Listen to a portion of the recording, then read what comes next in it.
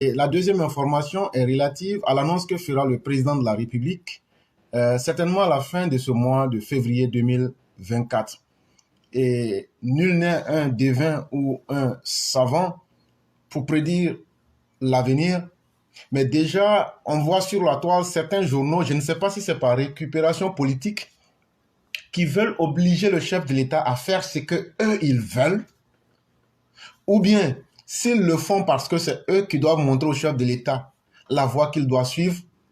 J'aimerais interpeller ces journaux-là pour leur dire que personne parmi qui que ce soit n'a obligé le chef d'État à prendre sa décision de vouloir s'exprimer et de dire qu'il donnerait de bonnes nouvelles aux Ivoiriens à la fin février.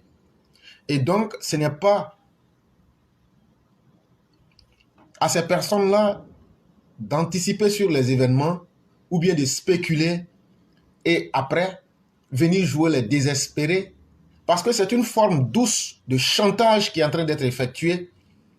On entend beaucoup dire « Ah oui, le président Ouattara va libérer Dogo Blé, le président va libérer Seka Seka, le président va libérer les prisonniers pro-Gbagbo, le président va amnistier Laurent Gbagbo, le président va amnistier Blé Goudé. » Vous là, vous avez dormi avec le président pour savoir s'il il vous a dit ça ou pas. Même nous-mêmes qui sommes ces partisans-là, on ne sait pas ce qu'il va dire. Mais votre chantage-là, nous on connaît ça. Au FPI, là, on connaît vos méthodes. Quand vous avez échoué dans la violence, quand vous avez échoué dans le mensonge, quand vous avez échoué dans la manipulation, vous voulez exceller dans la victimisation. Ah, c'est vous qui faites pitié. Dogo Blé, là, c'est un enfant de cœur. Dogo Blé, là, c'est un criminel de guerre. Seka Seka est une vermine, une rapace de la pire espèce, un carnassier. Le chef des escadrons de la mort, les miliciens pro-Gbagbo, les mercenaires, les dangereux individus qui s'amusaient à détruire les vies humaines. Aujourd'hui, vous voulez les transformer comme s'ils n'avaient rien fait et qu'ils méritaient la pitié. Allez écouter les derniers propos de Dogo Blé qui dit qu'il ne regrette aucunement les victimes qu'il a eu à effectuer. Les personnes dont il a radicalement arraché à la vie, il dit qu'il ne regrette pas. Et donc, de la même manière qu'il ne regrette pas, c'est comme ça aussi que la prison va l'aimer jusqu'à son dernier jour. Et donc, ne vous amusez pas à ce jeu de la manipulation. Parce qu'en réalité, vous n'êtes pas des victimes. Et vous n'êtes pas des gens qui sont sur la voie de la rédemption ou de la repentance. Vous cherchez à ce que Dogo Blé sorte, Seka Seka sorte, pour que vous puissiez galvaniser les mercenaires.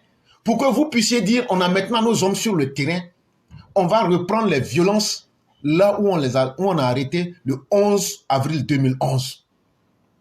On connaît vos méthodes. Et donc, comme je le dis, nul ne sait de quoi demain est fait. Mais je crois que le chef de l'État n'a jamais dit à quelqu'un qui va libérer Dogo Blé, qui va libérer Seka Seka. Il n'a pas donné ses intentions. Et nous espérons que cet agenda macabre et sordide ne fait pas partie des plans. Votre Laurent Gbagbo, l'ONU est venue lui parler directement. Dans ses oreilles de boucle, l'ONU est venue lui parler. Cette semaine-là, avant-hier, je pense. Ce qu'ils lui ont dit là, je vais vous dire. Ils lui ont dit, tu es en train d'ouvrir ta bouche là pour dire que tu soutiens AES. Mais il faut savoir que tu es très mal placé actuellement.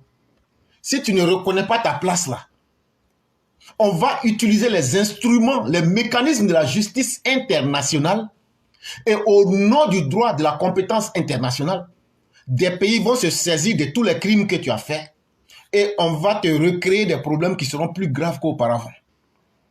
C'est par la pitié qu'on t'a laissé sortir. Si on t'a laissé sortir de la haine, ce n'est pas par manque de preuves, c'est par insuffisance de preuves. Mais sache que ces preuves-là sont lourdes et d'autres États peuvent se saisir pour te recondamner à nouveau partout où tu seras sur la planète Terre. Parce que ce sont des enjeux géostratégiques très importants du monde qui sont en train d'être joués. Et si toi tu penses aujourd'hui que c'est limité à ta politique villageoise que tu pratiques entre Mama et Abidjan, si tu ne contrôles pas ton langage, on va te créer des problèmes et tu ne sauras où aller. Et donc, c'est ce message-là qu'ils lui ont dit. Et moi, j'ajoute ceci. Si Laurent Gbagbo aime vraiment les habitants de l'AES et qu'il dit qu'il est solidaire avec ces personnes, je lui dis, supposons que lui, Laurent Gbagbo, prenne le pouvoir aujourd'hui, qu'il explique aux Ivoiriens quels sont les intérêts qu'il aura à associer la Côte d'Ivoire aux États de l'AES. C'est une question simple, hein? Nous on n'est pas intelligents, mais au moins on sait poser les questions. C'est-à-dire, supposons que ça ne va jamais même arriver, mais supposons que Nini Boudoumé est devenu président. Ce n'est pas lui qui a dit qu'il aime les gens de l'AES et que ce qu'ils font est bon. Supposons maintenant que comme il est devenu président, lui, Laurent Gbagbo, là, les gens de l'AES disent, comme c'est toi qui nous as supportés et puis tu nous as aimés, là, tu nous as encouragés, là. Donc toi-même maintenant, là, il faut t'ajouter sur nous et puis on va faire le combat de l'AES. Selon vous, est-ce que Laurent Gbagbo va accepter ou il ne va pas accepter? La réponse, elle est connue de tous. La réponse, tout le monde sait que Laurent Gbagbo et le FPI, chaque fois que vous les voyez en train de t'encourager à faire quelque chose, ils sont en train de te pousser dans ta tombe. Chaque fois que tu les vois en train de t'encourager là, ils sont comme quelqu'un qui est en train de se noyer et qui s'accroche à n'importe quoi et qui est prêt à noyer son sauveur avec lui. Comme eux ne sont pas présidents en Côte d'Ivoire, comme eux c'est gâté sur eux, il faut donc s'associer avec tous les malheureux de l'Afrique pour que toute l'Afrique puisse brûler. Là, comme ça, c'est gâté pour nous tous. Voilà le sens du soutien de Laurent Gbagbo et de sa bande aux Afro-Mabouls du Sahélistan. Mais on vous regarde dedans. Laurent Gbagbo, ce que tu fais là, c'est de la plaisanterie de bas étage. Je le dis bien, tu es un plaisantin gros grain de bas étage. Parce qu'un vrai garçon là, il dit et puis il fait. Il s'appelle Alassane Ouattara. Lui, il ne parle pas beaucoup. Lui n'a pas besoin de mentir aux gens, de ne pas être capable de s'assumer. Laurent Gbagbo, il faut t'assumer. À ton âge là, tu as une honte. Tu n'es pas capable de t'assumer. Hier là, qui tuait les gens du Mali?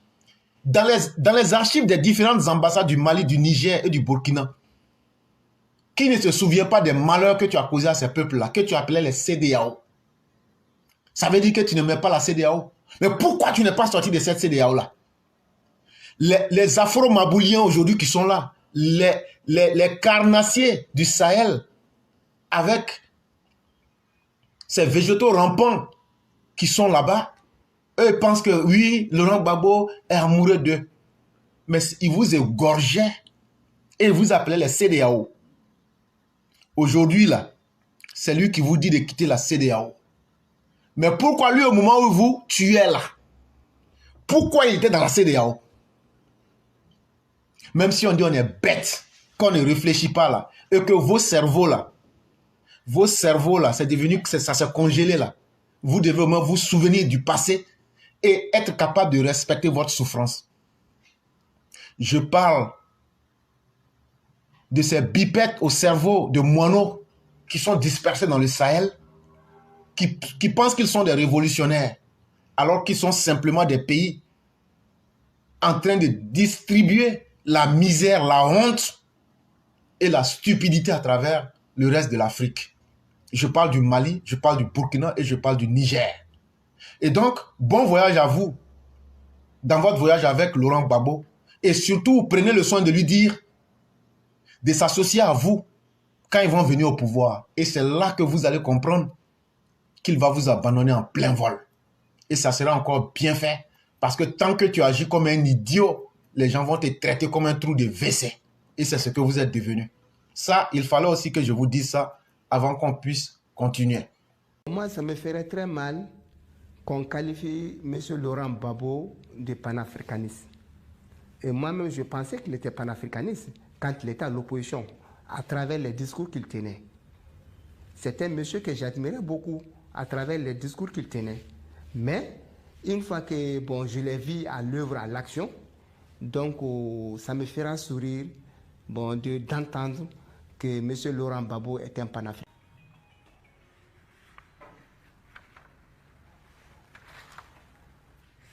Voici la liste macabre des Maliens tués pendant le règne de Laurent Gbagbo durant les 10 ans de son pouvoir.